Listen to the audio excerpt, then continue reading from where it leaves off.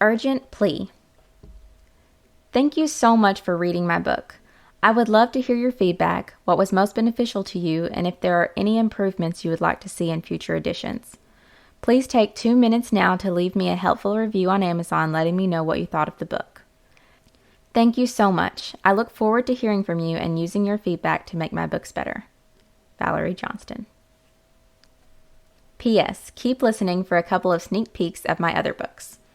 Minimalism for Business Owners, Finding Peace in the Chaotic World of Entrepreneurship.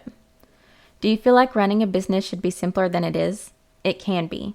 Learn how to minimize admin duties, prospect attraction, client conversion, and delivering services. Nonfiction with fiction elements in the unabridged version. And Blessings, Love Unconditional. Alternating between the 1950s and current times, Blessings follows the love story of Meg and James.